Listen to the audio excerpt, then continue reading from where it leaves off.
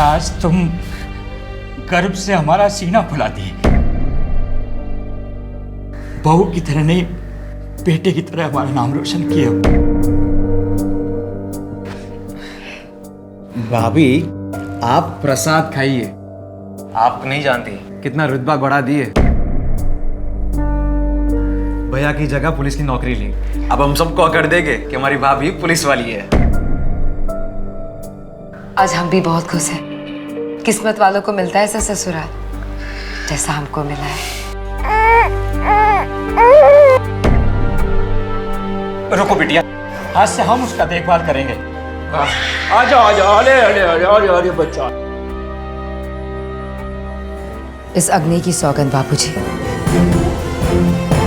आपने जो मुझ पे भरोसा किया है उसकी इज्जत मैं अपनी जान से भी ज्यादा करूंगी।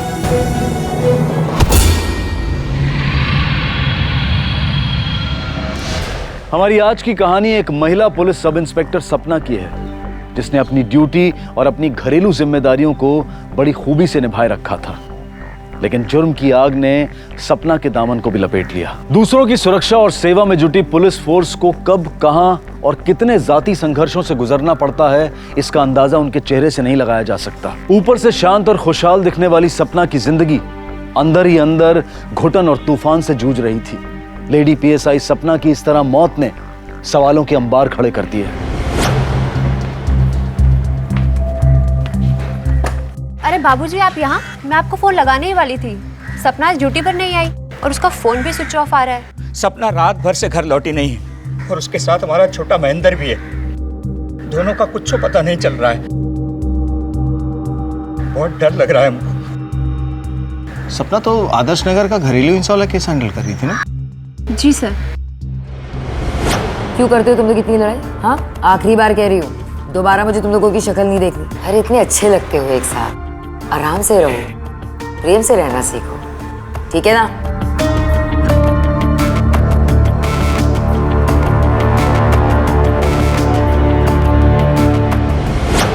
आप लोग कुछ बोल के गई थी, कहाँ जा रही हो? नहीं तो ड्यूटी से आई, कपड़ा बदली किए, महेंद्र को लिया और चली गई।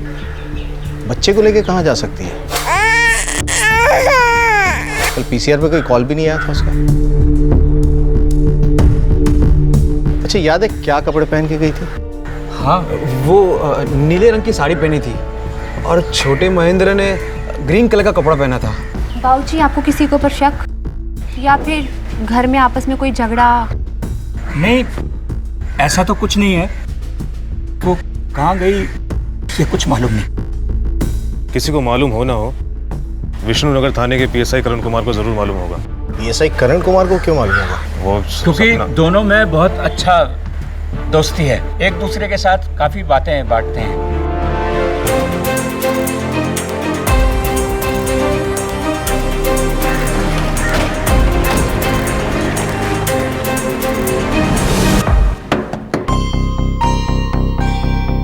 सर, आप यहाँ? सपना के बारे में बात करनी है। सपना से तुम्हारी काफी गहरी दोस्ती है ना?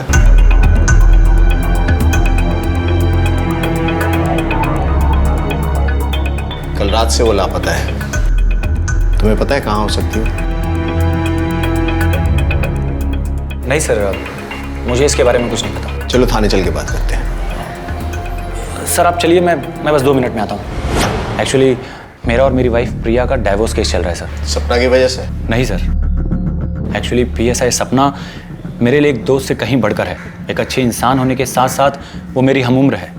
हम काम एक ही करते हैं, हम दोनों एक दूसरे को अच्छी तरह समझते भी हैं। पर मेरी वाइफ न तो मुझे समझती है और न ही मेरे काम को। शायद यही वजह है सर कि मैं और पीएसआई सपना एक दूसरे के इतने करीब आ गए हैं। सपना से तुम्हारा रिश्ता दोस्ती से कुछ ज्यादा है। और डिवोर्स केस के बावजूद तुम्हारी पत्नी तुम्हारे साथ घर पे रह रही है। ये बात कुछ समझ में नहीं आई। दरअसल मेरी वाइफ प्रिया सर मेरे बच्चे को मुझसे मिलवाने लाई थी। मैं चाहूँ तो ये शादी तोड़ सकता हूँ, पर अपने बच्चे से दूर नहीं रह सकता सर मैं। अब आप ही बताइए, हम दोनों के इस आपसी झगड़े में उस मासूम का क्या कसूर सर? सपना मिसिंग है, उसके साथ उसका बच्चा भी। बता सकते हो कहाँ गई होगी? हो सकता है सर अपने भैया भाभी के यहाँ गई हो, तनुष तिवारी और आभा तिवारी। सर सपना ने अपने भाई तनुष तिवारी को एक फ्रॉड और एक करप्शन के केस में जेल भिजवाया था। अपने भाई को जेल भिजवाया था? किया क्या था उसने? सर वो एक गवर्नमेंट कॉन्ट्रैक्टर था। रिसेंटली उसने एक रोड कंस्ट्रक्शन पे घटिया क्वालिटी का मटेरियल यूज किया था। इनफैक्ट रिश्ता बिना देखे सपना ने उसे अरेस्ट भी किया और कल ही वो जेल से रिहा हुआ है। वो कल जेल से रिहा हुआ और सपना भी कल ही गायब हुई है। कल ही रिहा हुए हैं हम, और आज याद हम क्या आप लोग? हम तुम्हारे नहीं, तुम्हारी बहन सपना के बारे में बात करने आए। बड़े अजीब हैं आप लोग। मेरे पति अभी अभी रिहा होकर आए हैं और आ गए आप लोग पूछताछ करने के लिए। सपना का नाम यहाँ पर मत लीजिएगा, हमारा कोई लेना देना नहीं है उससे। इतना भड़कने की जरूरत नहीं है, इसे इसके किए की सजा मिली है। हम सुन लिया आपका, अब आप हमारा सुनिए। हमको ऐसा बहन से कोई रिश्ता नहीं रखना है जो अपने भाई को जेल में डलवा दे। आप लोग पिंड काहे नहीं छोड़ देते हैं हमारा? तुम जेल से कल रिहा हुए हो और सपना भी कल गायब हुई है। ये महज इत्तेफाक है कि इसमें तुम्हारा कोई हाथ है, ये जाने बिना हम जाएंगे नहीं यहाँ से। ऐसे गजब है इंस्पेक्टर साहब आप लोग। अरे हमको कहाँ मालूम कि वो कहाँ गई, क्यों गई, किसके साथ गई? और आपको क्या लगता है अकेले दुश्मन हम हैं उसके? जमाने भर के लोगों से दुश्मनी ले रखी है उसने। एक दुश्मन तो उसका ससुराल में है, उससे काहे नहीं पूछते आप? किसकी बात कर रहे हो तुम? आलोक उपाध्याय, सपना का जेठ। आलोक उपाध्याय? एक ईमानदार पुलिस ऑफिसर और अपनी सहयोगी सपना उपाध्याय और उसके 1 साल के बच्चे महेंद्र की गुमशुदगी पर पुलिस पूरी संवेदना के तहत इन्वेस्टिगेशन कर रही थी। फिर ये कैसे अपने थे जो परायों से भी पराये थे, एक दूसरे पर इल्जाम लगा रहे थे। हालात देखकर तो लगता था कि सपना इंसानी शक्ल में भेड़ियों के साथ रह रही है, जहां हर नजर, हर हाथ उसकी गर्दन दबोचना चाहता था। तुम यहाँ नहीं बैठ सकते। क्यों नहीं बैठ सकते? ऐसा क्या किया हम? अरे तुम ही एक आदमी हो इस घर में जो इस बात से खुश है कि सपना यहाँ से चली गई है। जब तक वो लौट कर नहीं आ जाती ना, तुम अपना शकल हमको दिखाना मत। ये मनुष्य शकल हम देखना ही नहीं चाहते। माना सपना हमको पसंद नहीं है, लेकिन छोटे महेंद्र का तो हमको भी चिंता है।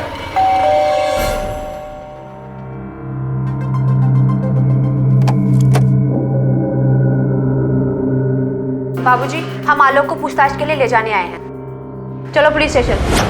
ऐसा क्या पूछेगा जो आप लोग यहाँ उठा लाए? यही कि सपना से तुम्हें क्या प्रॉब्लम है? वो खुद ही एक प्रॉब्लम है।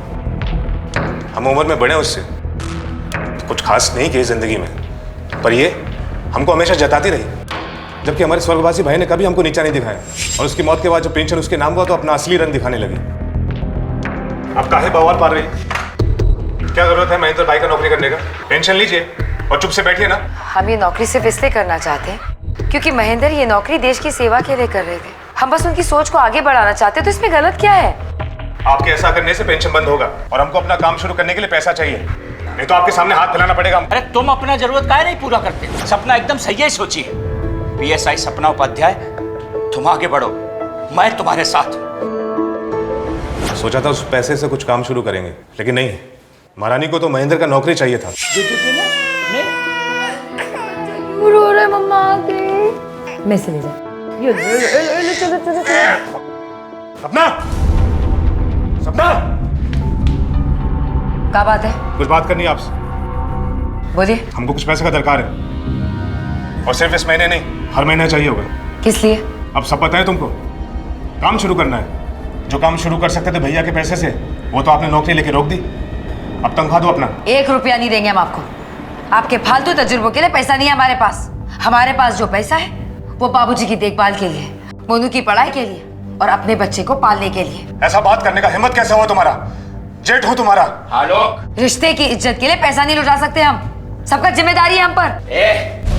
ज्यादा उबलो मत। आज तक जो भी कुछ किए हो केवल डुबाए हो तुम। एक फूटी कौड़ी मत देना इसे तुम। मुझे छोड़ आप इसका साथ दे रहे हैं?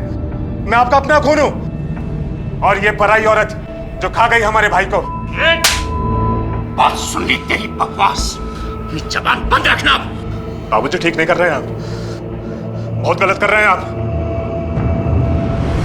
तो तुमने बदला लेने के लिए सपना और उसके बच्चे दोनों को गायब कर दिया। जिंदगी में फेलियर है, पर क्रिमिनल नहीं है। और छोटे महेंद्र को तो हम भी चाहते हैं, हमारे भाई की आखिरी निशानी है वो। मतलब तुम ये कह रहे हो कि तुमने कुछ नहीं किया? अगर तुमने कुछ नहीं किया तो किसने किया? बहुत लोग हैं करने वाले। एक तो उसका बॉयफ्रेंड है। PSI करण कुमार से हम बात कर चुके हैं। वो तो एक है, उसके अलावा भी कोई है। फहमी आपके लिए किसने भेजा है? वो तो पता नहीं, आप यहाँ पे साइन कर दीजिए। जी। Thank you.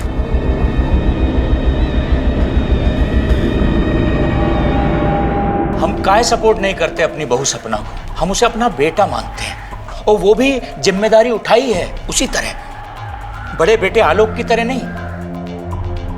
बिजनेस करने गए डुबा दिया, नौकरी करने गए छोड़ के भाग गए, सारा परपंच करने के बाद खोले परचूनी की दुकान और वो भी घाटे में बंद। आप बताइए, ये बिजनेस के लिए हम अपने महेंद्र का पेंशन इसको बर्बाद करने देते? काहे? सपना और महेंद्र की तलाश कुछ ऐसी पहेली की तरह से हो गई थी जिसमें एक के बाद एक बिंदु जुड़ते जा रहे थे। परिवार से शक होते होते अब एक अनजान आशिक पर भी काबिज था। कौन था ये आशिक? और अगर वो सपना का चाहने वाला था तो वो उसे नुकसान क्यों पहुंचाना चाहता था? सर, मैं यकीन से कह सकती हूँ कि सपना करण कुमार को धोखा नहीं दे सकती। वो उस टाइप की इंसान ही नहीं है। मैं भी मानता हूँ कि सपना ऐसी इंसान नहीं, वैसा नहीं करेगी, लेकिन बात की तह तक गए बिना किसी भी नतीजे पर नहीं पहुंचना चाहिए। अब ये तो पता करना पड़ेगा ना कि आलोक झूठ बोल रहा है या कोई और भी इन्वॉल्व है। सर पीएसआई सपना मैडम का मोबाइल ट्रेस हुआ है। कल रात 12 बजे शहर के बाहर जंगल के आसपास स्विच ऑफ हुआ उनका मोबाइल। रात के 12 बजे जंगल में क्या कर रही थी? हेलो, क्या? तुमने फोन किया था? हाँ साहब, लगता है किसी इंसान की लाश को कोई जला के गया। हम देखे तो आपको फोन किया साहब। सर, मोबाइल के लोकेशन के हिसाब से रात को सपना 12 बजे तक यहीं पे थी। कहीं ये सपना की डेड बॉडी तो नहीं?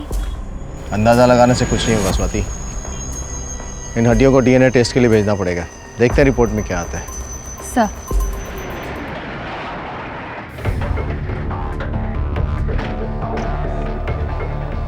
मोहन जी, आपको पता था कि सपना का किसी के साथ कुछ चल रहा है? आप बता सकते हैं? हो सकता है कि उसका ही इसमें कोई हाथ हो। हम जान रहे हैं ये सारा गंदगी तुम भरे हो ना इन लोगों के कानों में। काम धाम तो कुछ है नहीं तुम्हारे पास। एक बात समझ लो, अगर सपना के साथ तुम कुछ किए हो ना, हम तुम्हें सूली पर चढ़ाएंगे।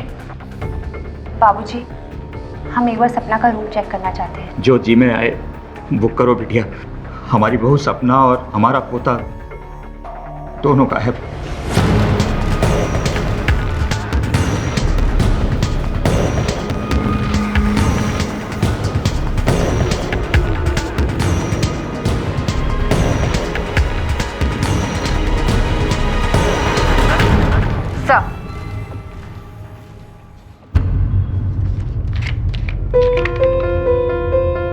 तुम्हारा चाहने वाला जो मरकर भी तुम्हें चाहेगा।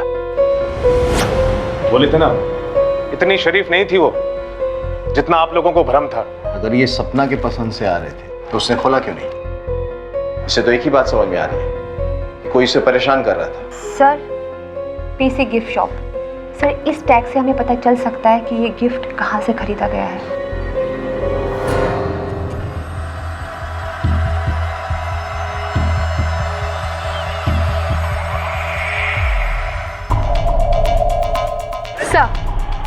गिफ्ट शॉप से कोई भी इंफॉर्मेशन नहीं मिली और ना ही वहाँ पे कोई सीसीटीवी कैमरा है। कोई ना कोई इन्फॉर्मेशन तो हमें जरूर मिलेगी इसके सुलझाने में।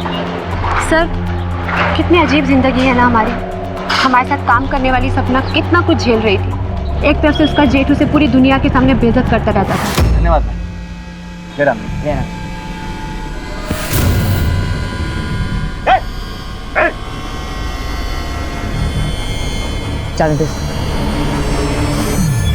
और दूसरा वो पागल आशिक हर दिन उसे परेशान करता रहता था। फिर भी वो अपनी ड्यूटी कितने अच्छे से निभा रही थी। जहां एक तरफ ये सवाल सर उठाए खड़े थे, वहीं दूसरी तरफ छुप कर जलाई गई एक चिता मिली थी। कहीं वो सपना तो नहीं थी जिसे किसी ने चुपके से मोक्ष दिलाने की कोशिश की थी? पर सवाल यह है कि अगर उसका कत्ल हुआ है तो कातिल कौन है और महेंद्र कहां है? सर,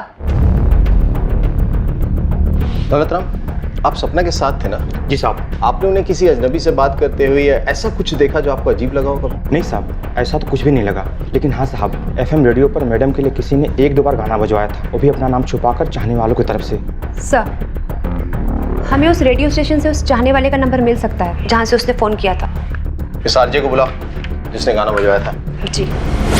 उसका नाम बताना तो पॉसिबल नहीं होगा सर, क्योंकि उसने सपना का चाहने वाला बोल के रिक्वेस्ट दी थी। मेरे पास उसका नंबर है। हालांकि कुछ दिन पहले पीएसआई सपना खुद हमारे रेडियो स्टेशन आई थी और मैंने ही उन्हें ये नंबर दिया था। कौन है वो इंसान जो मुझे फोन कर कर मेरे नाम से गाने की रिक्वेस्ट भेजता है? मैम उसका नंबर ही है मेरे पास, मैं उसका नंबर आपको दे सकता हूँ। नाम क्या है उसका? नाम तो नहीं बता सकता मैम। साहब नंबर तो मेरा ही है। आज आप पूछताछ कर रहे हो। कुछ दिन पहले एक दरोगा मैडम आई थी साहब, वो भी इस नंबर के बारे में हमसे पूछताछ कर रही थी। अच्छा, आपके यहाँ जो भी फ़ोन करने आता है उसमें से किसी को भी आपने अलग तरीके से बात करते हुए देखा? मतलब छुप के बात करना चाह रहा हो या धीरे बात करना चाह रहा है, ऐसा कोई भी था? साहब एक लड़का आता है, सर पर नीले कलर की टोपी लगाए हुए और धूप का काला चश्मा साहब, उस तरफ मुंह करके धीरे धीरे कुछ बात करता है साहब। मतलब सपना ने इस बारे में किसी को भी इसलिए नहीं बताया क्योंकि वो खुद पता कर रही है। सवाल तो ये है कि वो उससे मिला या नहीं। मुझे पता है वो तू ही है जो इतने दिनों से मुझे परेशान कर रहा है।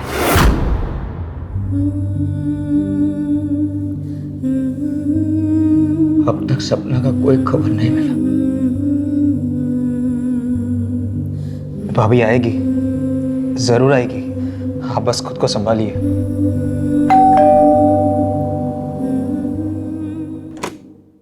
साहब आपकी चिट्ठी आई।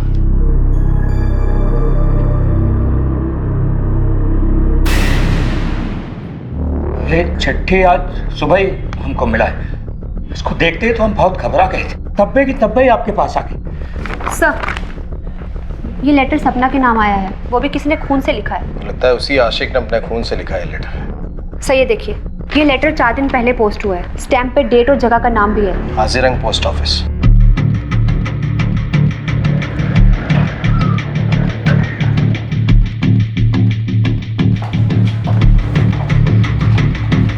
ये कुछ दिनों पहले एक लड़के ने यहाँ से पोस्ट किया था। नीले रंग की टोपी और धूप का चश्मा पहना था। आपने देखा था क्या उसे? साहब हम देखे थे उस आदमी। चेहरा देखा था? पहचान लोगे? चश्मा टोपी के बाद जितना दिखता था उतना बता सकते हैं। स्केच बनवा सकते हैं उसका? जी। सर ये लड़का एकदम पागल टाइप का लगता है। जितना खून उसने चिट्ठी लिखने में बहाया है, सर पॉसिबल है कि उसे हॉस्पिटल जाना ही पड़ा होगा। उस दिन जब आप सपना के घर पे गए थे तो मोनू के हाथ में मैंने एक पट्टी बंधी देखी थी। इस चिट्ठी को फॉरेंसिक लैब में भेज दो। पीएसआई करण कुमार और मोनू के ब्लड टेस्ट से पता चल जाएगा कि असली आशिक कौन है। और इन दोनों की तस्वीर पीएन को भी दिखाओ, हो सकता है वो पहचान जाए। सर गलत बोल रहा है वो पीएन। हम किसी भी पोस्ट ऑफिस गए ही नहीं है। गलतफहमी किसे अभी दूर कर देते? ब्लड रिपोर्ट लेके आना।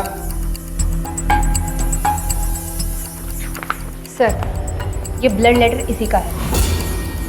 इससे पहले कि मैं तेरी सारी गलतफहमियां दूर कर दूं, सच बोलेगा तू? सपना उपाध्याय हमारी प्रेरणा है। उस जैसी औरत हम देखे ही नहीं। बिना ऑफ किए वो घर बच्चा बाहर सब संभालती है। हम उसे प्यार करते हैं तो कैसे गायब कर दे उसे? तेरी बड़ी भाभी है वो। हाँ तो हमें कोई शर्म नहीं है कि वो हमसे बड़ी है। और तेरे सच्चे प्यार का सपना को पता चल गया था? हाँ जान गई थी वो। बंद करो अपना ये पागलपन, समझे? जी नहीं सकते आपके बिना। बाहर निकलो अपनी इस खुमारी से, वरना ठीक नहीं होगा। बोलो ना, अब नहीं हो सकता। उस पीएसआई करण कुमार के लिए हमें छोड़ रही हो? उसका शादी करने का कोई इरादा नहीं है आपके साथ। बस इस्तेमाल करेगा आपका। लेकिन मैं आई लव यू।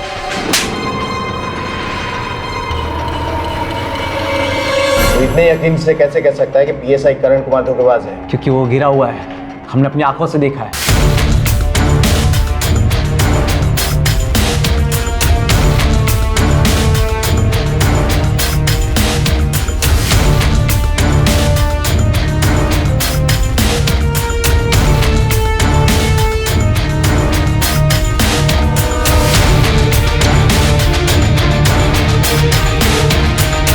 क्योंकि सपना ने तेरे सच्चे प्यार को एक्सेप्ट नहीं किया, उसके बाद भी तूने सपना और उसके बच्चे को गायब कर दिया। पता कहाँ है वो? गायब करने की जरूरत नहीं है, क्योंकि हम सपना को एक दिन पाके ही रहेंगे। इसलिए मैंने उसे खून से लिखी चिट्ठी भेजी थी। सर आलोक और तनुज तिवारी की तरह मोनू के पास भी एक बहुत स्ट्रांग मोटिव है सपना को गायब करने का। मुझे लग रहा है ये झूठ बोल रहा है। और अगर ये सच बोल रहा है तो इसका साफ मतलब है कि पीएसआई करण कुमार झूठ बोल रहा है। वो सच में सपना के साथ टाइम पास कर रहा है। उसके पास बहुत स्ट्रांग मोटिव है सपना को गायब करने का। सर अगर करण कुमार धोखेबाज है तो फिर वो अपनी बीवी को तलाक क्यों दे रहा है? इस तलाक की बात में क्या सच्चाई है ये तो उसका वकील ही हमें बता सकता है। एक तरफ सपना से जुड़ी कोई खबर हाथ नहीं आ रही थी तो वहीं दूसरी तरफ संदिग्धों की फहरिस्त लंबी होती जा रही थी। सपना के गायब होने का कारण आलोक की नफरत, तनुज का गुस्सा या करण और मोनू में से किसी का प्यार के नाम का पागलपन था। ये हमारे समाज के वो भद्दे रंग हैं जो एक औरत को अपने वजूद के साथ मजबूत खड़े नहीं देखना चाहते। क्या इनके अलावा भी कोई था जो अभी तक पुलिस के हाथ और शायद सोच से भी बाहर? देखिए सर, 1 महीना पहले पीएसआई करण कुमार ने तलाक का केस फाइल तो किया था, फिर उसने ये तलाक की अपील वापस ले ली। ठीक है सर, थैंक यू। मोनू की बात में कुछ तो सच्चाई है। पीएसआई करण ने अचानक तलाक का इरादा बदल दिया। आपके मारने से क्या होगा? हमारे दिल में सपना के लिए जो प्यार है वो खत्म हो जाएगा। इतनी घटिया हरकत करते हुए शर्म नहीं आया तुमको? अरे तुम जैसे नीच आदमी के लिए हमारे घर में कोई जगह नहीं। देख लो यहाँ से, अपना शकल मत दिखाना हमें। चलो चल। जी सर, वो डाइवोर्स अपील मैंने ही वापस ली थी, पर वो भी सपना उपाध्याय की वजह से। वो डिसाइड ही नहीं कर पा रही थी कि उससे मुझसे शादी करनी भी है या नहीं। उसके इस डबल माइंडेड होने की वजह से मैं अपनी गृहस्थी तो नहीं तोड़ सकता ना सर। डबल माइंडेड मतलब? सर वो अपने परिवार में अकेली कमाने वाली है। उसे लगता है कि शादी के बाद उसका परिवार अकेले पड़ जाएगा और वो अपनी जिम्मेदारियों से भागना नहीं चाहती। मैंने कई बार उसे समझाने की कोशिश की कि शादी के बाद भी वो अपने परिवार की देखभाल कर सकती है, पर वो समझने को तैयार नहीं है सर। ठीक है, जा सकते। इस सपना के मन में क्या चल रहा था? चाहती क्या? सर डीएनए रिपोर्ट आ गई है। सर ये सपना ही थी।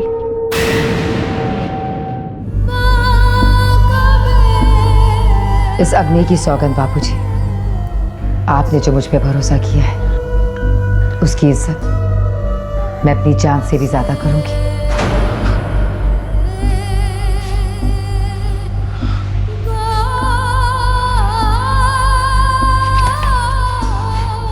तुम दोनों जिम्मेदार हो उसकी मौत के। वो हमारे लिए जीती रही, तुम उसकी जान खाती।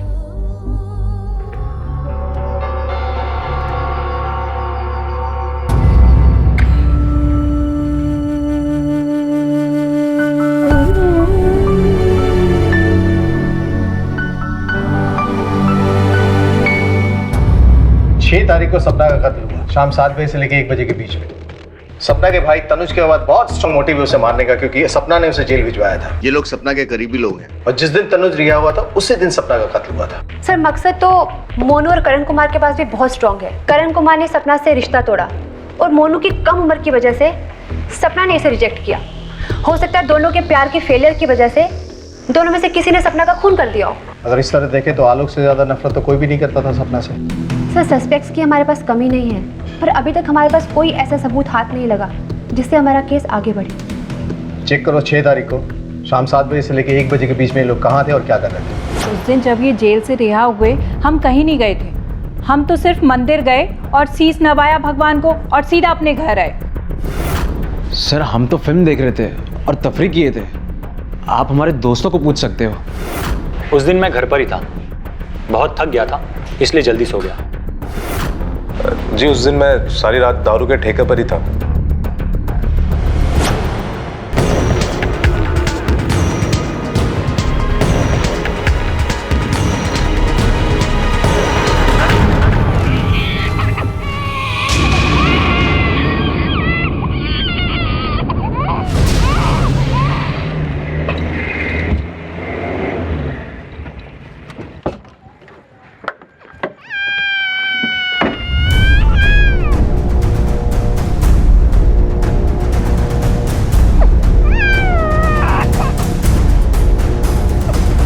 अरे ये तो सपना का बेटा है।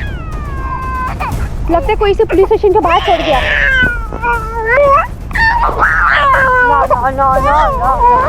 हमरा पोता, हमरा छोटा महेंद्र मिल गया। आजा बेटा। हाँ हाँ हाँ हाँ, ले ले ले ले ले लो लो लो ले ले ले ले। ध्यान रखिएगा इसका। ना आप चिंता ना कीजिए। अच्छा सर हम चलते हैं। तुमने एक बात गौर की महेंद्र, जिस कपड़े में लापता हुआ था उसी कपड़े में हमें मिला, वो भी एकदम साफ सुथरे, जैसे किसी ने धो के पहनाया हो। हो सकता है कि जो भी इस बच्चे को छोड़कर गया हो बाहर, जानबूझकर गया हो ताकि बच्चा हमारे हाथ लग जाए और सही सलामत अपने घर पहुंच जाए। कौन है ये सपना का कातिल, वो बच्चे का शुभचिंतक? सर कहीं ये काम सपना के ससुर का तो नहीं? क्योंकि महेंद्र उनका एक लौता वारिस था और वो जिंदा भी बच गया। लेकिन मोहन जी के पास सपना को मारने का क्या मोटिव हो सकता है? वो तो सबसे ज्यादा केयरिंग थे और चिंतित थे उसके लाइफ के बारे में, एक बाप से भी ज्यादा। सर हमने काफी कोशिश की पर कोई भी सुराग हाथ नहीं लगा। अब अगर नजर है तो सिर्फ मोहन जी के ऊपर।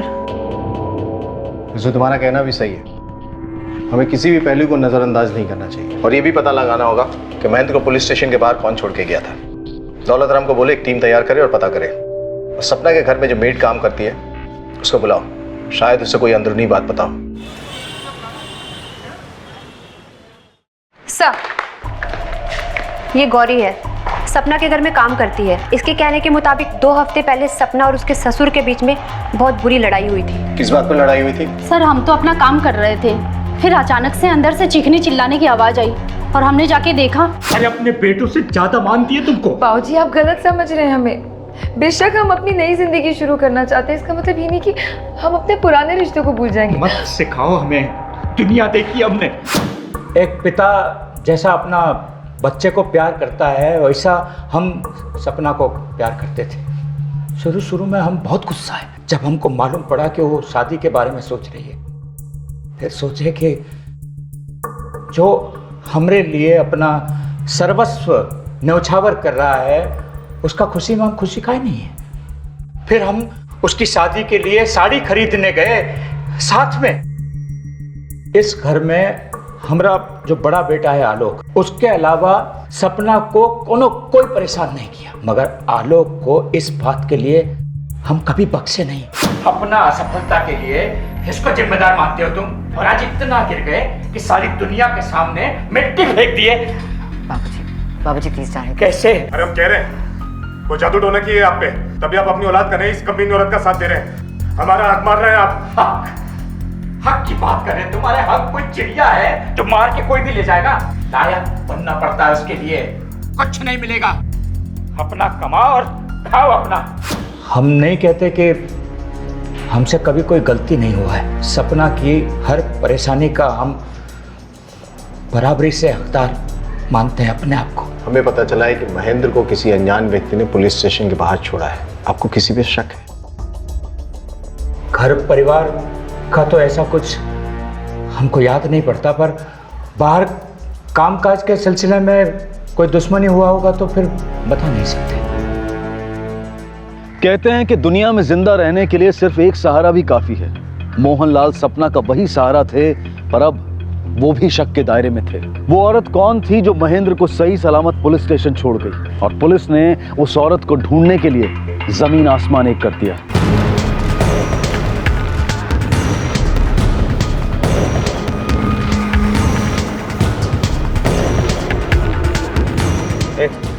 तुमने ऐसा कुछ देखा जो किसी बच्चे को कंबल में लपेट के लाया है? एक औरत एक बच्चे को कंबल में लपेट के लाई थी साहब। वो औरत साड़ी पहनी हुई थी। अच्छा, किस तरफ से आई थी? वो उस तरफ ऑटो से आई थी साहब। मैडम ये देखिए, किसी का चेहरा साफ नहीं दिख रहा है, पर हाथ में कंबल में कुछ लिपटा हुआ है।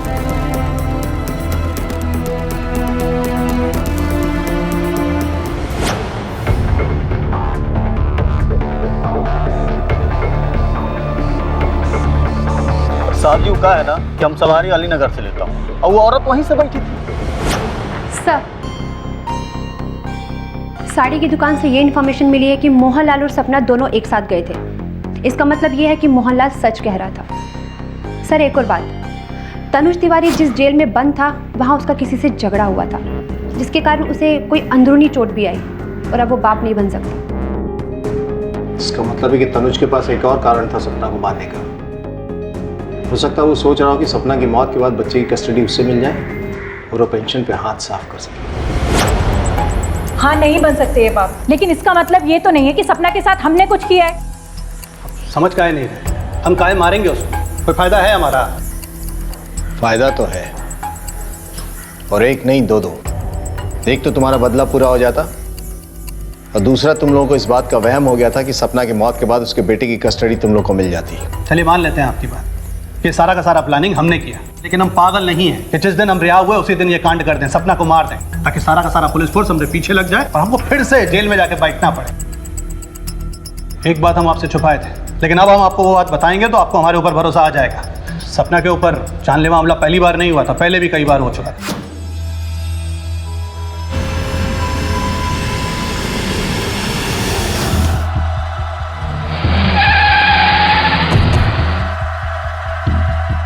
ये भरोसे वाली बात तुम्हें पहले क्यों नहीं सूझी? हमको लगा कि आप भी हम पर भरोसा नहीं करेंगे जैसा सपना ने नहीं किया था। उसको लगता था कि सारे के सारे हमले हमने करवाए हैं। इन हमलों के बारे में तुम्हें कैसे पता? वो हमको खुद बताई थी जेल में आके। इतनी नफरत करते हो हमसे, हम पे हमला करवा रहे हो? जो तुम किए हो ना हमारे साथ, हमको यहाँ अंदर करके, उसके बाद हमको तुमसे कोई वास्ता नहीं रखना है, समझी तुम? क्या किया हमने? बस अपनी ड्यूटी तो की है ना, आपको बस कानून के हवाले कर दिया। भैया इसका मतलब ये नहीं है कि हमारे दिल में भाई बहन के प्यार में कोई अंतर आ जाए। हाँ, ये भाई बहन का नाटक ना अपने पास ही रखो, समझी तुम? और क्या कह रही हो? हमने तुम पे हमला करवाया, हमने ऐसा कुछ नहीं किया है। इसके बाद अगर कोई बात पता चली ना, थाने में ले जाके पूछो।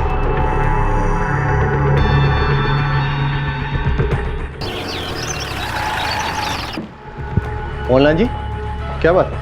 सर, हमारा छोटा बेटा मोनू फोन किए बंद आ रहा है, सबसे पूछे ढूंढे, कुछ पता ही नहीं चल रहा उसका। ये अचानक कहाँ गायब हो गया? ठीक है, आप लोग घबराइए मत, ढूंढते हैं उसे। सर, कहीं मोनू ने सपना का फोन तो नहीं किया ना? कहीं हम उस तक पहुंच ना जाए, इस डर के मारे वो कहीं भाग गया हो। उसका मोबाइल ट्रेस करो, लास्ट लोकेशन क्या थी पता करो। सर, मोनू की फ़ोन डिटेल्स आ गई है। फ़ोन की लास्ट लोकेशन अशोकनगर, वहीं उसका फ़ोन स्विच ऑफ हुआ है।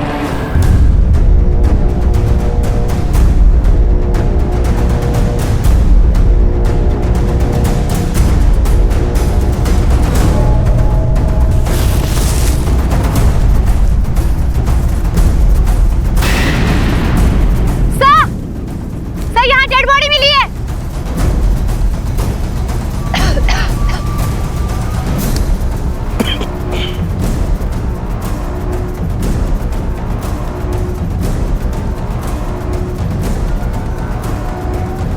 सर पर गहरी चोट है, लगता मौत इसी वजह से हुई है। हे भगवान, क्या हो रहा है मेरे साथ? मैंने मेरी बहू और अब बेटा। मोनू का किसी के साथ कोई झगड़ा हुआ था क्या? नहीं साहब, वो घर से निकलते ही कहा था जो दोस्त थे दुश्मनी कर अपने में मगन रहता था। हो सकता है सपना और मोनू के कत्ल के पीछे किसी एक ही इंसान का हाथ हो, लेकिन सवाल ये उठता है कि इन दोनों को नुकसान पहुंचा के फायदा किसका है? सर, ये भी तो हो सकता है कि एक नहीं बल्कि दो लोग हो और उन दोनों के मकसद अलग अलग हो। बिल्कुल हो सकता है। स्वाति, हमारे पास जितने भी सस्पेक्ट्स हैं, पता करो कि 24 जुलाई और 12 अगस्त को लोग कहाँ थे और क्या कर रहे थे, और उस औरत का पता करो जिसने बच्चा छोड़ा था, उसी से कुछ सुराग मिल सकता है। हाँ साहब, आई थी, बेबी फूड और डायपर वगैरह ली थी। अजीब औरत थी साहब, बच्चा संभालना बिल्कुल नहीं आता था उसको। ऐसे पैसा पटकी और बोले जितना आता है दे दो। किसी एरिया की है? पक्का नहीं बता सकता साहब, लेकिन सामने एक बस्ती है, शायद वहीं रहती है। 2 सप्ताह पहले PSI सपना उपाध्याय आपसे मिलने गई थी, क्यों गई थी? जी, उन्हें एक वसीयत बनवानी थी। वकील साहब, मैं एक विधवा हूँ, अपने ससुराल में एक अकेली कमाने वाली। मैं अपनी एक नई जिंदगी शुरू करने जा रही हूँ, तो मैं नहीं चाहती कि मेरे ससुराल वालों को कोई भी तकलीफ आए। और हाँ, उन्होंने ये भी बोला था यदि उन्हें कुछ हो जाता है तो उनके बेटे की कस्टडी मोहनलाल जी के पास ही हो। ठीक है, आप जा सकते। सर, ऐसा लग रहा है कि सपना अपने बारे में कभी सोचती ही नहीं थी, बस दूसरों के लिए जीती थी, वो भी ऐसी मुस्कान के साथ कि हम लोग कभी समझ भी नहीं पाए कि वो कितनी परेशान है।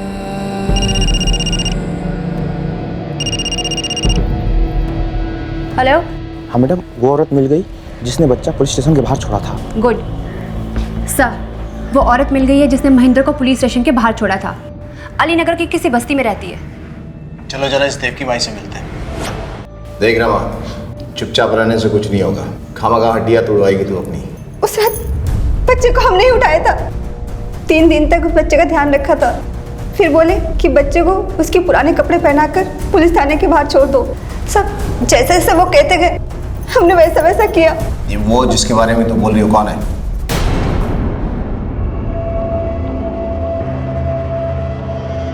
हाँ, ये सब हम ही किए हैं। अपनी बहू को बेटा बनाया और अपने बेटे को, अपने खून को कुत्ता के जैसे लताड़े। जबान संभाल के बात करो, नहीं यही जबान खींच के गले में लपेट देंगे, समझे? वो प्रेम में पड़कर शादी करना चाहती थी, नई जिंदगी जीना चाहती थी। जी बाबूजी, मुझे पीएसआई करण कुमार से शादी करनी है। हम कभी नहीं सोचे थे कि तुम हमें मझधार में छोड़ोगी। अगर ये शादी हो जाता ना तो वो नौकरी तो जाती जाती। 18 साल तक जो हमारे महेंद्र को पेंशन मिलने वाली थी वो भी वही खाती। हमारा पोता हमसे दूर हो जाता सो अलग। बेटा, इन दोनों निकम्मों से हमने जमीन का एक टुकड़ा बचा के रखा है, वो हम इस छोटे महेंद्र को देना चाहते हैं। आओ, वो हम तुम्हें दिखाते हैं।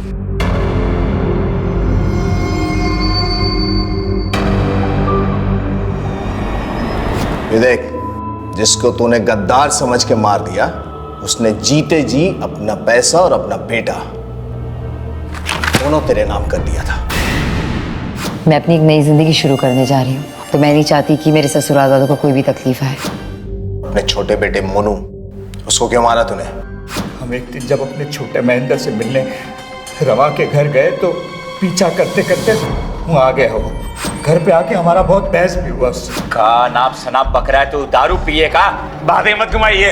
भाभी उस दिन रात को नहीं लौटी थी, पर आप रात को 2 बजे लौट गए थे। हम सब समझ गए, हम पुलिस को बता देंगे। जैसा किया है वैसा भुगत। देश की सेवा के जज्बे के साथ पुलिस में भर्ती हुई सपना उपाध्याय का परिवार दूसरों की मेहनत पर जीने का आदी था, लेकिन सपना ने अपने परिवार के लिए कभी ना बुरा सोचा और ना बुरा किया। लेकिन बिना किसी ठोस सबूत या दलील के मोहनलाल ने सपना के लिए बहुत कुछ बुरा सोच लिया और सब कुछ नष्ट कर दिया। ये कहानी एक सीख है उन सब के लिए जो अच्छाई तो करते हैं, लेकिन आंखें मूंद कर और अपने आसपास के खतरों को पहचान नहीं पाते।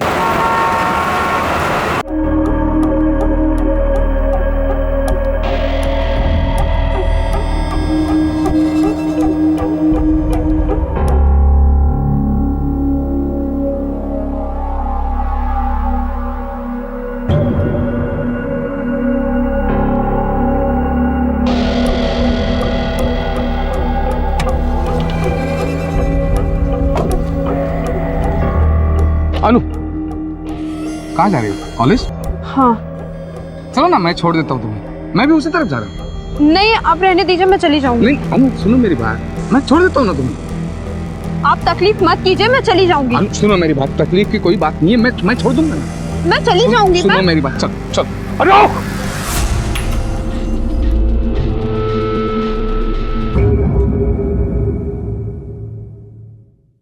अनु, उतरो, गाड़ी से उतरो, मत जाओ। अनु गाड़ी में उतरो, अनु उतर जाओ गाड़ी से। अनु, अनु गाड़ी से उतरो। अनु, अनु, प्रिया, प्रिया, प्रिया। आप ऐसे क्यों चिल्ला रहे हैं? रमेश ने अनु को किडनैप कर लिया।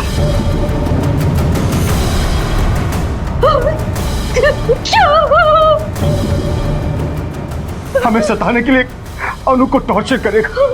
मैं जानता हूं उस कमीने को।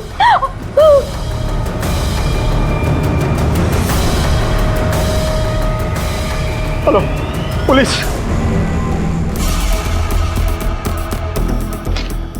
राणे सर, हर एक ट्रैफिक सिग्नल पर इस गाड़ी नंबर को मैसेज करो। जहां जहां हमने नाकाबंदी की है वहां पर भी जाओ। Okay sir.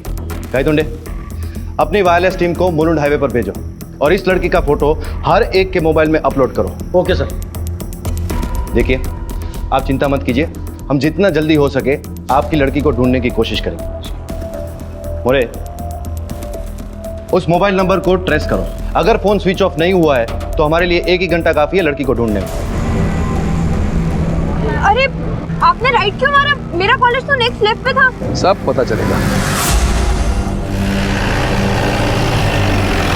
सर रमेश मेरा छोटा भाई है। बाबा ने अपनी प्रॉपर्टी के 2 हिस्से करके हम दोनों भाइयों में बांट दी थी, पर सर रमेश ने अपना सारा पैसा, सारी प्रॉपर्टी बिजनेस के नए नए तरीके आजमाने में फूंक डाली। सर वो जबरदस्ती मेरी फैक्ट्री हथियाना चाहता है। सर आई एम श्योर कि रमेश ने अनु को किडनैप भी इसीलिए किया है ताकि वो हम पर दबाव बना सके, हम लोग डर जाएं और फैक्ट्री उसे दे दें। रमेश आपका सगा भाई? हाँ।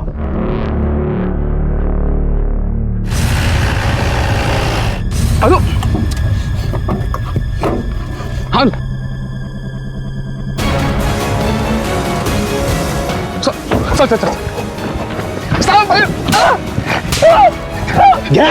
साहब मैंने कुछ नहीं किया साहब। मैडम गाड़ी रोको दिला। साहब मत मारो साहब। साहब मत मारो साहब। साहब मैंने कुछ नहीं किया साहब। वो प्रवीण झूठ बोल रहा है साहब। मैंने अनु को किडनैप नहीं किया। आप चाहे तो अनु से पूछ लो ना। काका सच बोल रहे हैं, उन्होंने मुझे किडनैप नहीं किया था। मैं खुद अपनी मर्जी से उनके साथ गई थी। आप प्लीज काका को छोड़ दीजिए। वेरी जाली है इसका तू। बाबा प्लीज, मतलब बोलू दिया। सर प्लीज उनको छोड़ दीजिए। आपको चाहिए तो मैं आपको राइटिंग में लिख के देती हूँ कि मैं खुद उनके साथ गई थी।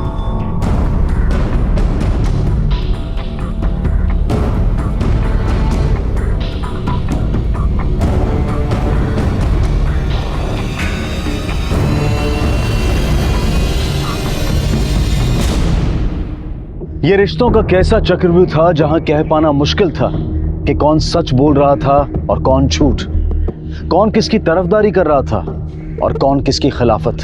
अन्नू और रमेश झूठ बोल रहे थे या फिर प्रवीण और प्रिया? आखिर यह अपहरण था या सिर्फ दर्शाया गया था? और प्रवीण की बेटी अन्नू रमेश को क्यों बचा रही थी? प्रवीण ने जायदाद की बात सच कही या झूठ? रमेश जायदाद हड़पना चाहता था या अपना जायज हक मांग रहा था? इन सभी सवालों के साथ यह केस शुरू हुआ, लेकिन 6 महीने के बाद कुछ ऐसा घटा जिसने इन सवालों पर ही सवाल खड़े कर दिए।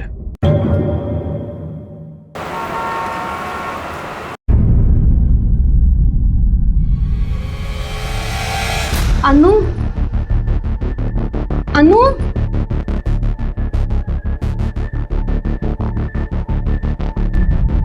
अनु,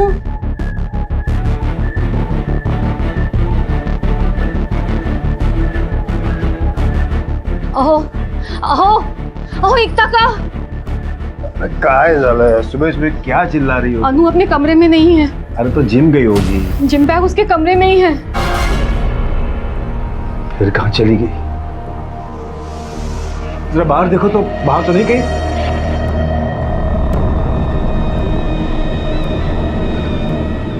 This number can't be reached right now. अनु, अनु,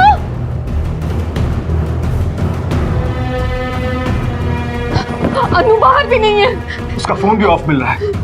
कहाँ चली गई? ऐसे बिना बताए कहाँ जा सकती है? कहीं रमेश ने अनु को फिर से किडनैप तो नहीं कर लिया?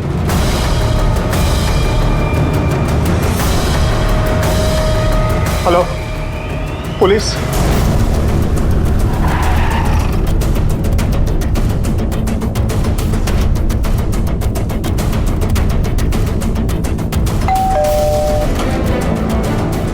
सर कहाँ थे?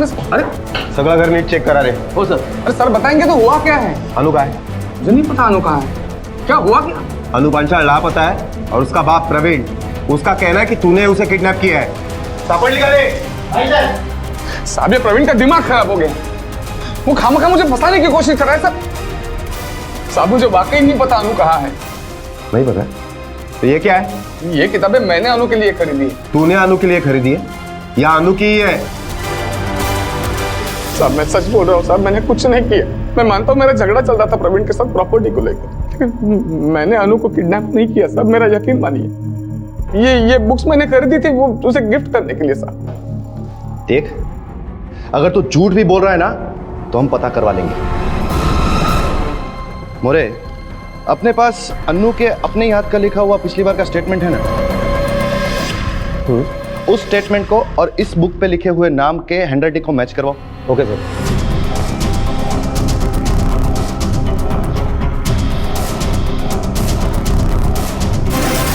ये अनु की हैंडराइटिंग है, बिना उस तक पहुंचे उसकी हैंडराइटिंग इस पर कैसे आई?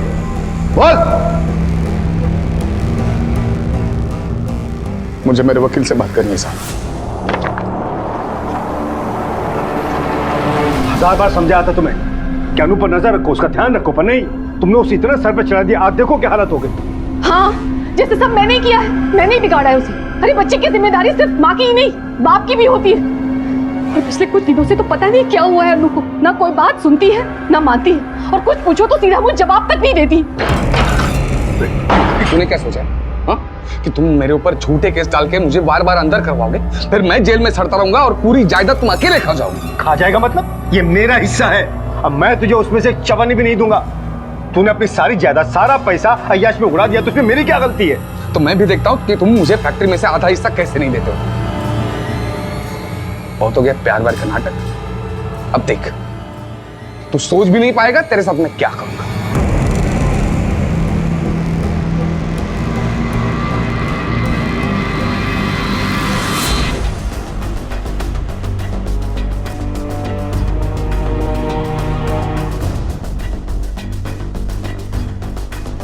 सर, बॉडी लगभग पूरी तरह से जल गई है। आसपास पड़े हुए जले हुए कपड़े को टुकड़े से लगता है कि शायद ये बॉडी किसी लड़की की हो सकती है। कुछ मिला है आसपास? नहीं सर, बॉडी आइडेंटिफाई की जा सके ऐसा कुछ भी नहीं मिला।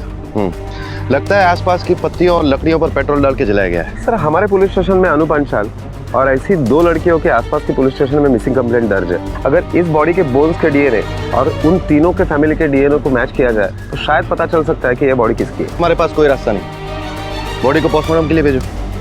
ओके जी सर। ओके सर, अनु का कुछ पता चला? फिलहाल तो नहीं, लेकिन हमें एक डेड बॉडी मिली है जो पूरी तरह से जल चुकी है, और इसीलिए आपको अपना ब्लड टेस्ट करवाना होगा, जिससे हम ये पता कर पाए कि वो बॉडी अन्नू की है या नहीं। सर, मेरी बेटी अनु नहीं हो सकती सर। देखिए, हम भी ये उम्मीद करते हैं कि वो बॉडी अनु की ना हो, और इसीलिए आपको एबीओ टेस्ट करवाना पड़ेगा। आपका कहना था कि आखिरी बार आपने अनु को रात में देखा था। यह भी हो सकता है कि वो सुबह नहीं रात में गायब हुई हो। नहीं सर, रात के 10 बजे कल अनु सो गई थी, उसके सोने के बाद ही मैं सोने गई थी। आप कहाँ थे? सर, मैं भी तकरीबन 10:30 बजे सो गया था। पता नहीं मेरी बच्ची किस हाल में होगी, रमेश ने उसके साथ क्या किया होगा।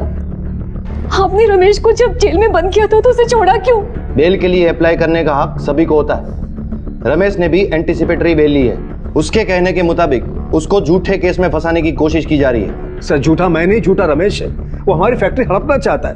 हम उसे अरेस्ट तो कर सकते हैं, लेकिन उसके लिए बॉडी आइडेंटिफाई होना बहुत जरूरी है।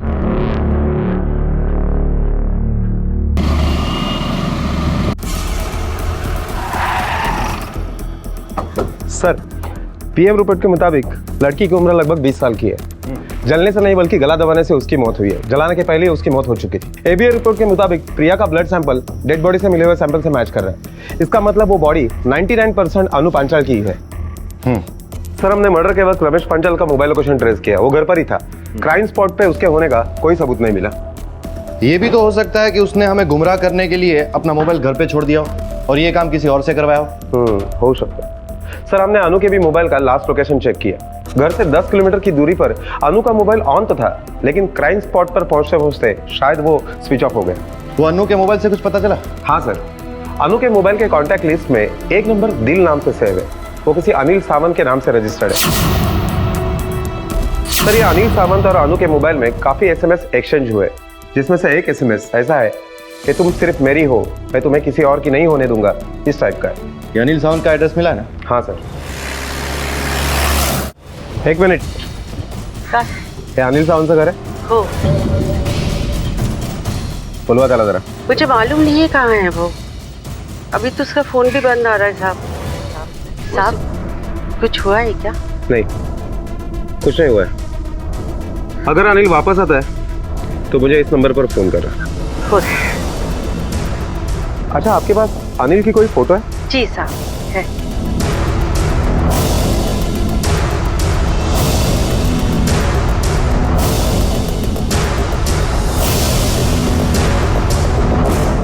मुरे, एक काम करो, हमारे 2 कांस्टेबल 24 घंटे के लिए अनिल के घर के बाहर हमारे 2 कांस्टेबल तैनात करो। सर, हमारी पेट्रोल टीम को और एक जली हुई लाश मिली है।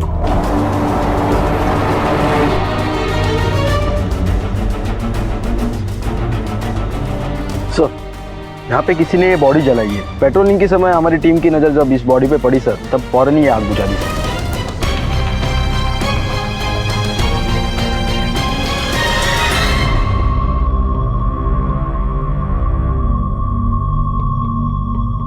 साहेब, तुम्ही मला इकडे का आणलं?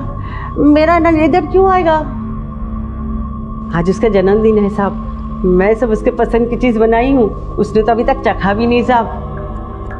मेरा अनिल अभी घर को आने वाला है, उसके पास घर का चाबी भी नहीं है साहब। मेरे को घर जाने का, मैं घर जाती हूँ साहब। हे बघा, तुमची परिस्थिती मी समजू शकतो, लेकिन क्या करें, फॉर्मेलिटीज है, पूरी तो करनी पड़ेगी। बस आप एक बार देख लीजिए।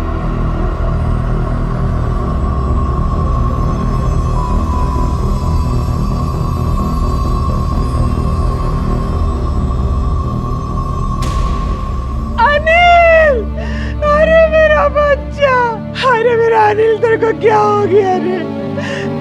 अनिल बेटा, अरे मेरा बच्चा।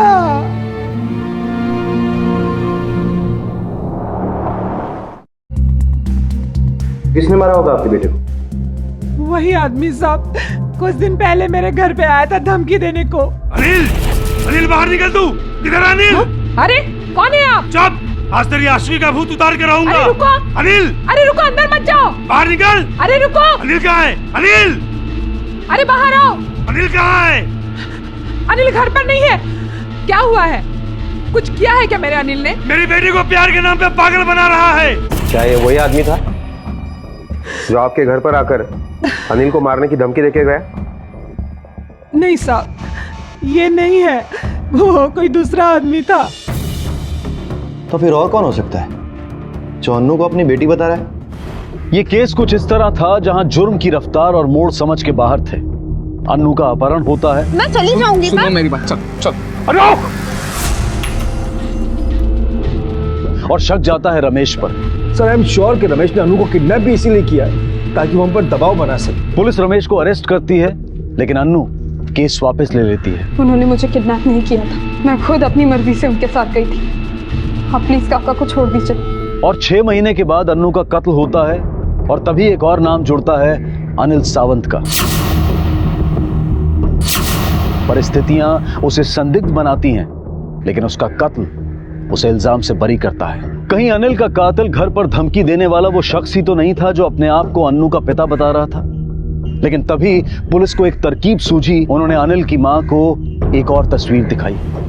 हाँ साहब, इसने मेरे घर आकर अपनी बेटी के नाम से मेरे अनिल को जान से मारने की धमकी दी थी साहब। अनिल कहाँ है? अनिल कहाँ है? अनिल घर पे नहीं है। क्या हुआ? कुछ किया क्या अनिल ने? कुछ किया नहीं, बहुत कुछ किया है। हाँ, मेरी बेटी को प्यार के नाम पर पागल बनाएगा वो। एक बात बोलते ना उसको, मेरी बेटी से दूर रहे। आइंदा मेरी बेटी के आसपास भी दिखा ना वो, तो सोच लेना इस दुनिया में दोबारा नहीं दिखेगा वो। चलो।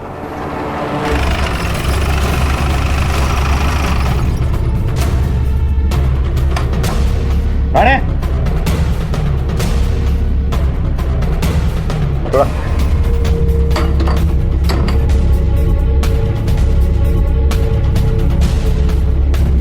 सब जगह ठीक से तलाशी लो। सर।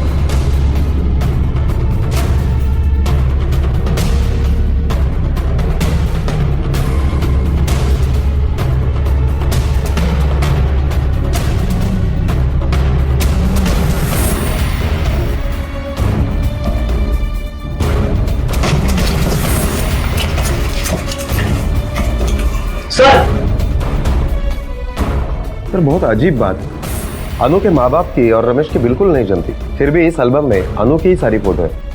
हो सकता है अन्नू रमेश की बेटी हो और अनिल और अन्नू के कत्ल का राज यही हो। बिल्कुल पॉसिबल है सर, क्योंकि उस दिन बॉडी की शिनाख्त के लिए जब हमने प्रवीण से डीएनए सैंपल मांगा, तब प्रिया ने मना करके खुद का ब्लड सैंपल दिया था। इन्होंने सुबह से कुछ खाया नहीं है, तो हो सकता है कि चक्कर खा के गिर जाए। क्या ऐसा नहीं हो सकता कि डीएनए टेस्ट के लिए आप मेरा ब्लड ले लें? क्योंकि प्रिया जानती थी कि प्रवीण अन्नू का बाप नहीं है और प्रवीण का ब्लड सैंपल अगर लिया जाता तो डीएनए मैच नहीं करता और प्रवीण को पता चल जाता। लेकिन सर हम ये कैसे साबित कर सकते हैं कि अनु प्रवीण की नहीं रमेश की बेटी है? फिलहाल हम प्रिया से डायरेक्ट तो नहीं पूछ सकते हैं। ये बात जरूर रमेश का है क्योंकि उसके अलावा यहाँ पर कोई नहीं रहता। इसको फॉरेंसिक के लिए भेजो।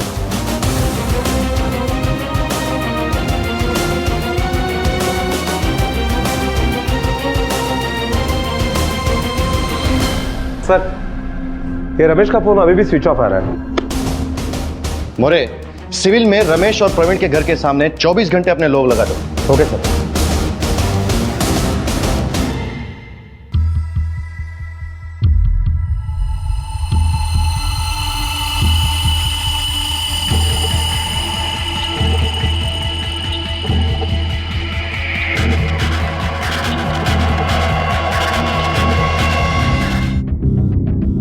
आ गया आपका घर। चलो हम अंदर तक छोड़ते हैं आपको। नहीं नहीं, थैंक यू, आप लोगों ने मेरी इतनी मदद की। अब मैं ठीक हूँ, मैं चली जाऊंगी।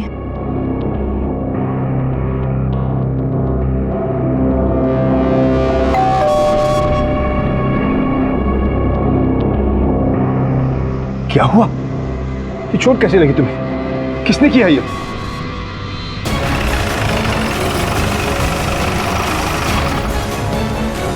प्रिया अकेले गई थी घर से बाहर? हाँ सर। उसका पति कहाँ था उस वक्त? वो घर पर ही था। किसी ने पीछे से मुझ पर हमला किया पर मैं देख नहीं पाई कि वो कौन था। सर मुझे पक्का यकीन है कि वो रमेश ही था। कल भी हमारा घर आया था और प्रिया को धमकी देकर गया है। बताओ ना प्रिया, क्या बोल रहा था? हाँ, कल वो हमें धमकी देकर गया कि आखिर किस काम में इतनी बिजी थी? वो 2 टके का लड़का आदिल और अपनी अनु उसके साथ प्यार में पागल होकर घूम रही थी और तुम हो कि तुम यहाँ आराम से बैठी हो, चिंता तक नहीं है। ये तुम बोल रहे हो जिसने आज तक सिर्फ सब कुछ बिगाड़ा ही है। अपने गिरबान में तो झांकते नहीं हो, दूसरे पर उंगली उठाने चले आते हो। तुम्हें पता चल गया तो तुमने क्या कर लिया? हाँ देख, ये बकवास ना अपने पति के साथ किया कर, मेरे साथ नहीं, समझी? मैं तुम्हें सिर्फ ये बताने के लिए आया था कि उस अनिल को अपने किए की सजा मिल गई।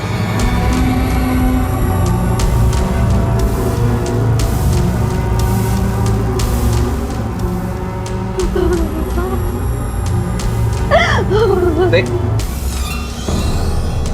ये रोने धोने का नाटक बंद कर और चुपचाप प्रवीण से कह दे कि फैक्ट्री का हिस्सा मेरे नाम पे कर दे, वरना तुम्हें पता है मैं क्या कर सकता हूँ। वो हमारे परिवार के साथ कुछ भी बुरा करेगा।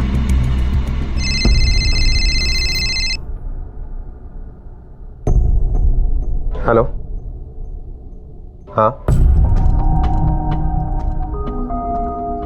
ठीक है सर।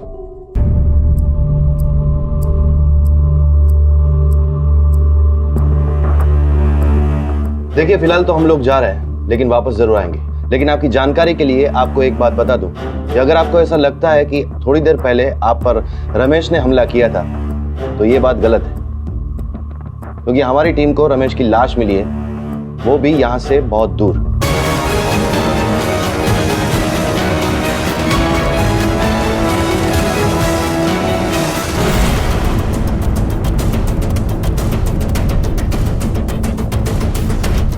सर काफी गहरा घाव है, आसपास कोई हथियार भी नहीं मिला।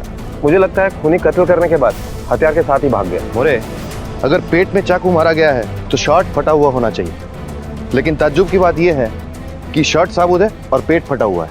सर मुझे लगता है कि छीना झपटी में रमेश का शर्ट ऊपर हुआ होगा और इसलिए चाकू मारते वक्त पेट तो फट गया लेकिन शर्ट साबुत है। हो सकता है, लेकिन सवाल ये खड़ा हो गया है कि रमेश ने अनु और अनिल का कत्ल किया था, तो अब उसका कत्ल किसने किया? सर एक शख्स है जो रमेश का खून कर सकता है, लेकिन अभी यकीन से कुछ कहा नहीं जा सकता जब तक कंफर्म नहीं होता।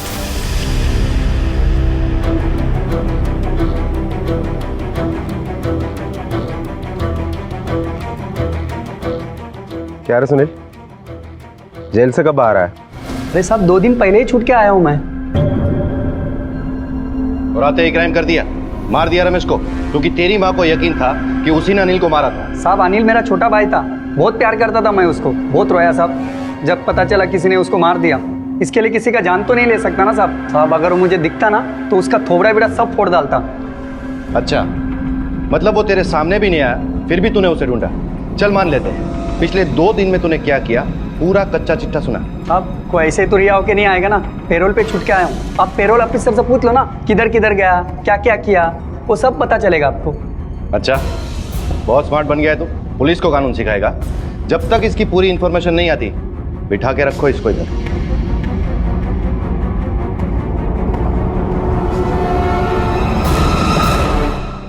मोरे, मेरा शक सही था। रमेश ने प्रिया पर हमला नहीं किया, क्योंकि जिस दिन प्रिया पर हमला हुआ उसके एक रात पहले ही रमेश मर चुका था। और वो चाकू का कट, वो कोई लड़ाई झगड़े की वजह से नहीं है, वो रमेश की किडनी निकालने की वजह से हुआ है। इसका मतलब ये है कि ये केस कोई आपसी दुश्मनी का केस नहीं है, ये किडनी रैकेट केस है। फिलहाल इस फैमिली मैटर को दूर रखो और इस केस की दूसरी तरह से छानबीन कर दो। इस रमेश की कॉल डिटेल्स फिर से निकालो और हर एक नंबर की डिटेल जांच करो। Okay sir.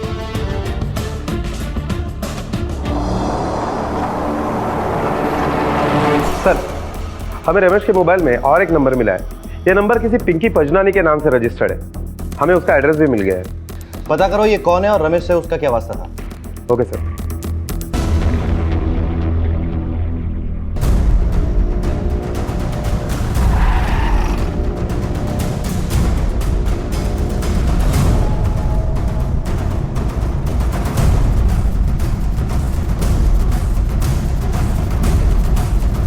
पिंकी पजनानी?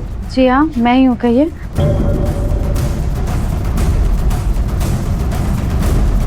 ये नंबर तुम्हारा ही है? जी नहीं, ये नंबर मेरा नहीं है। देखो, झूठ बोलने से फायदा नहीं है। हमें मोबाइल सर्विस प्रोवाइडर कंपनी से पता चल गया है कि यह नंबर तुम्हारे ही नाम से और इसी एड्रेस पर रजिस्टर्ड है। देखिए सर, मेरा फ़ोन मेरे हाथ में है। अगर ये नंबर मेरा होगा तो मेरा फ़ोन बजेगा और आपको सच का पता चल जाएगा। आप फ़ोन लगा कर देख लीजिए।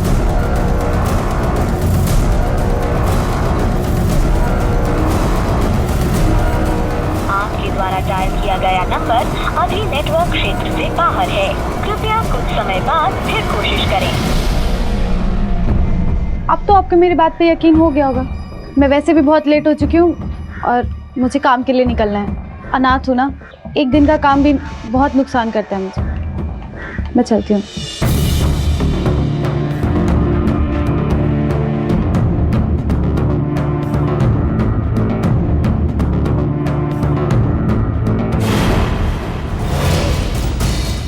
इस नंबर का सिम तुम्हारी दुकान से खरीदा गया था ना? जरा चेक करके बताओ कि ये नंबर किसके नाम पर रजिस्टर्ड है। 2 मिनट सर, मैं चेक करके बताता हूँ। ये नंबर सिम किसी पिंकी पंजनानी के नाम पे रजिस्टर है। ये रहा उसका आईडी प्रूफ और एड्रेस। लेकिन वो लड़की तो कह रही है कि ये नंबर उसका नहीं है। इस लड़की के डॉक्यूमेंट पर किसी और को बेचा था क्या? पॉसिबल है नहीं सर। सिम देते समय सारे डॉक्यूमेंट मैं खुद चेक करता हूँ। किसी एक के डॉक्यूमेंट में किसी दूसरे को सिम देता ही नहीं सर। ये पिंकी हमसे झूठ क्यों बोल रही है? कुछ छुपा रही है।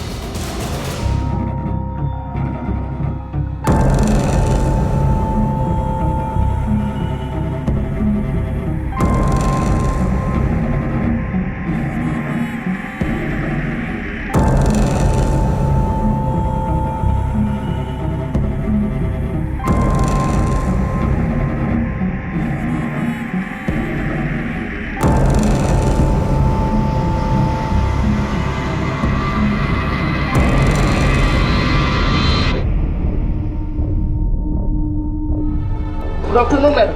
Good afternoon.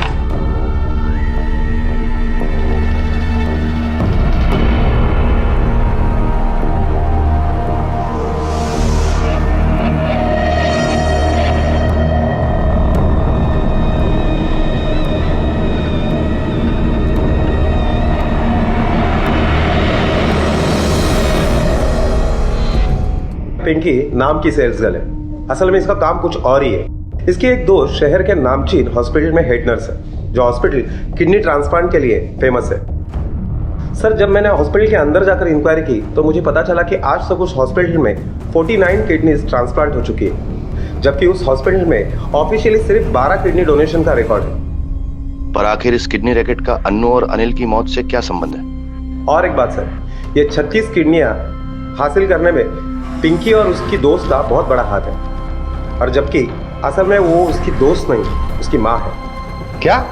जी सर, पिंकी ने हमसे झूठ बोला कि वो अनाथ है, जबकि उसकी माँ, जो हॉस्पिटल में हेड नर्स है, ये माँ और बेटी मिलकर किडनी रैकेट चलाते थे। मोरे, क्राइम ब्रांच को इन्फॉर्म करो और ये पिंकी के घर पे रेड करो। अगर वो दोनों सचमुच ये काम करती है तो उसके घर पे कोई ना कोई सबूत हमें जरूर मिलेगा। जी सर।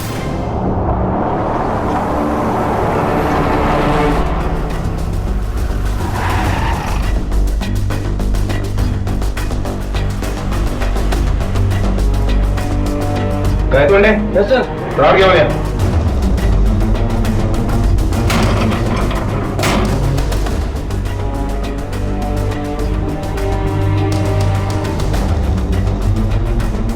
पूरा घर तलाश करो सर, ठीक तरह से तलाशी लेना।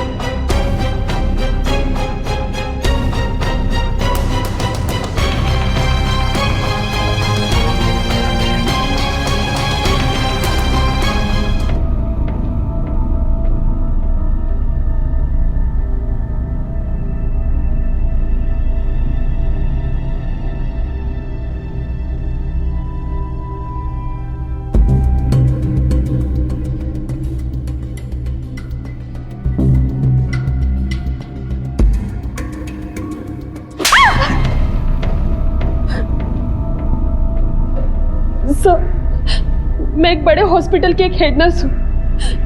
मेरे घर में आइस बॉक्स, मेडिकल इक्विपमेंट्स तो होंगे ना? क्यों? घर पे बुला के सर्जरी करती है तू? और तू बता, वो आइस बॉक्स पे खून और मेडिकल इक्विपमेंट्स क्या कर रहे थे? क्या कर रहे थे घर पे? देखो, अच्छा होगा अगर बिना मलहम पट्टी के तुम लोग बोल दो, वरना वो हालत करेंगे ना कि सर्जरी के भी लायक नहीं बचोगी। बताती सब बताती। मैं सेल्स गर्ल बन के इसीलिए घूमती थी ताकि मैं अलग अलग लोगों को फंसा सकूं और पुलिस को भी मुझे पकड़ने में मुश्किल हो। जाहिर है ये काम तू अपने अलावा और किसी के लिए तो करती ही होगी। किसके कहने पे करती थी? ये सब मैं अपनी माँ के कहने पे करती थी। मैं सेल्स गर्ल बनकर लोगों के घरों में घुस जाती थी, फिर उन्हें किडनी के लिए फंसाती थी, उन्हें सिड्यूस करती थी। रमेश भी उन्हीं लोगों में से था। उस दिन मैं घर से निकली और रमेश के घर की डोरबेल बजाई। Hello sir. सर आपसे 1 मिनट बात करनी थी। एक मिनट, लेकिन मुझे कुछ खरीदना नहीं है। Thank you. सर 1 गिलास पानी मिलेगा? वो एक्चुअली बहुत थक गई हूँ, धूप भी बहुत हो रही है तो थोड़ा चक्कर सा आ रहा है। लो।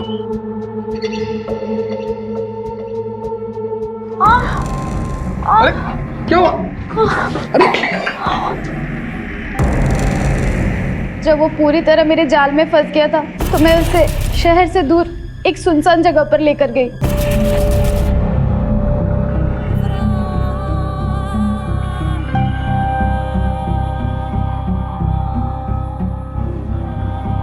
और उसे सिड्यूस करते करते क्लोरोफॉर्म वाला रुमाल सुंघा दिया। ये दोनों आपके किडनी रैकेट केस के गुनहगार हैं।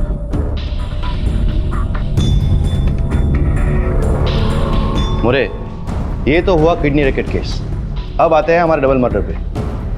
अनिल और अन्नू अगर इस रैकेट से जुड़े हुए नहीं थे, इसका मतलब खून किसी और ने किया, एक ने या किसी 2 लोगों ने। पुलिस ने जाने अनजाने लंबे समय से चले आ रहे क्राइम ब्रांच के एक केस को सॉल्व कर लिया था, लेकिन अनिल और अन्नू के कत्ल से जुड़ा एक भी सुराग उनके हाथ नहीं लगा था। बावजूद इसके कि संदिग्धों की लिस्ट में अब सिर्फ प्रिया और प्रवीण पांचाल ही थे, पुलिस ने बड़ी होशियारी से एक जाल बिछाया। बस अब देखना यह था कि शिकार कब और कैसे उसमें आकर फंसता।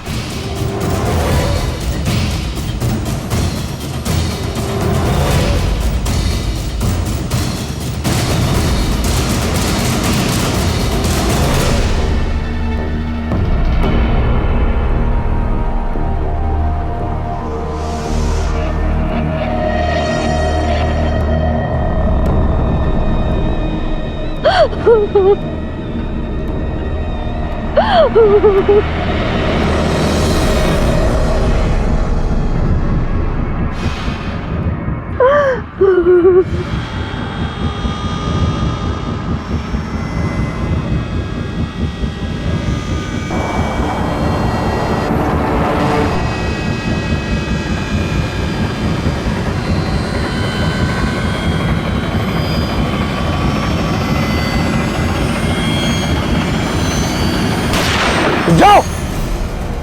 प्रवीण,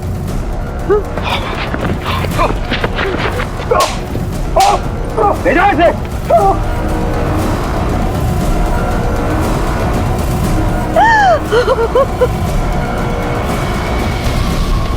कुछ नहीं किया, कुछ नहीं किया, कुछ नहीं किया। देख, तेरे इन आंसुओं का हम पर कोई असर होने वाला नहीं है। सच बता, क्यों मारना चाहता था अपनी बीवी को?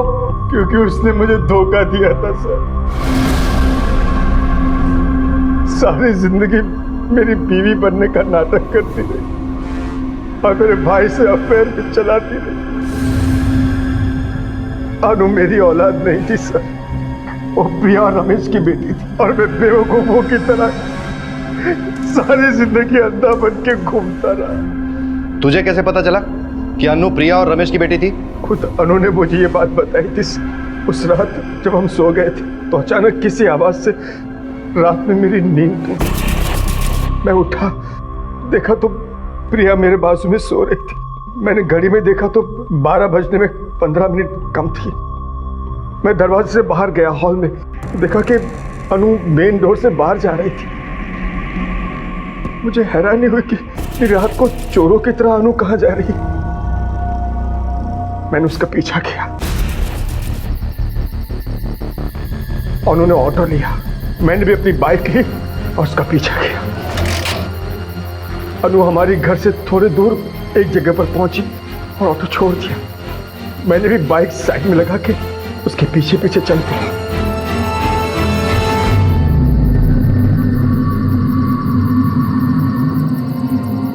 Happy birthday. अनु, अरे देखा, 12 बजे विश किया है मैंने, इसलिए अब कोई चैलेंज मत देना मुझे। हाँ, लेकिन मैं तुमसे नाराज हूँ। क्या? कि बर्थडे मेरा है और सुंदर तुम लग रही हो। मैं तो हमेशा ही सुंदर दिखती हूँ। प्यारी लड़की। अनु! अब पता चला क्यों माँ बाप से भड़की भी रहती, इस 2 टके की लड़की की वजह से। इस भिखारी ने तुझे हमारे खिलाफ भड़का के रखा। अंकल पागल हो गए आप? अपनी बेटी को ऐसे कौन मारता है?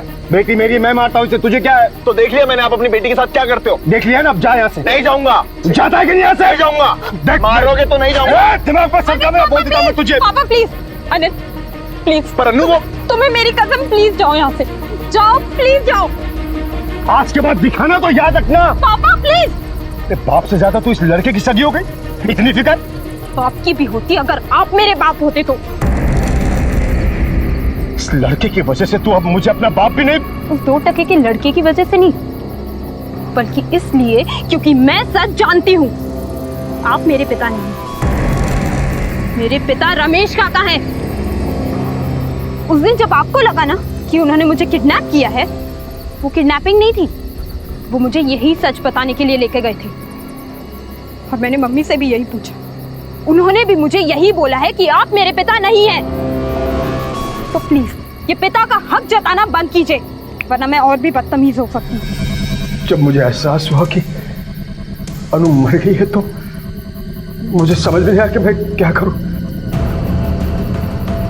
मैंने आजू बाजू से लकड़ी जमा की और उसमें डाल दी।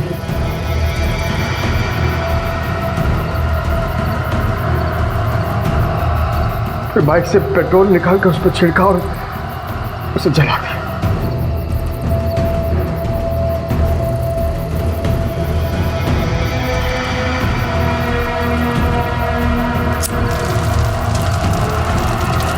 वो आग बुझाने की कोशिश कर रहा था, उसमें उसका हाथ भी जल गया।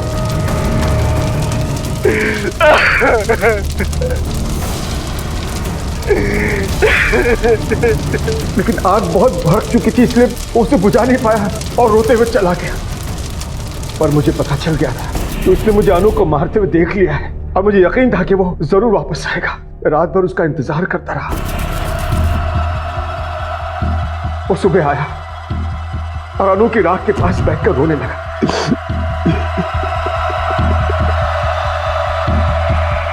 बाइक टूट थी इसलिए पेट्रोल नहीं छिड़क पाया।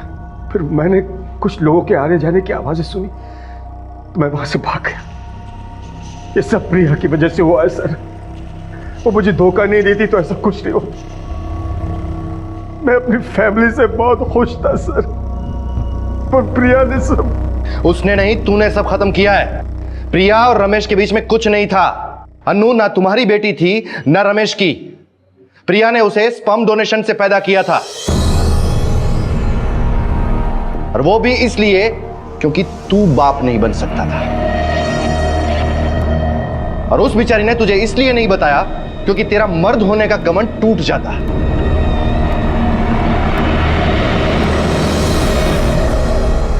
कहते हैं कि हर सिक्के के दो पहलू होते हैं। प्रवीण ने वो पहलू देखा जो खोटा था।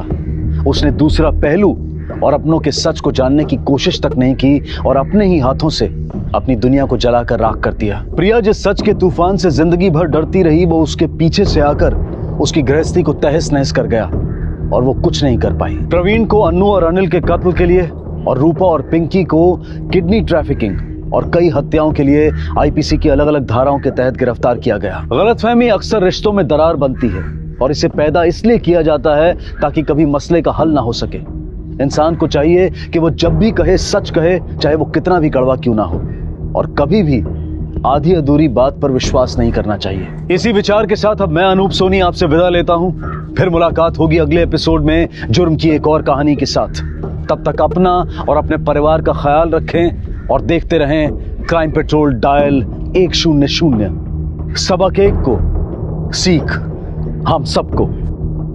जय हिंद। क्राइम पेट्रोल के और भी दिलचस्प कहानी देखने के लिए हमारे चैनल को सब्सक्राइब करें और बेल आइकॉन दबाना न भूलें।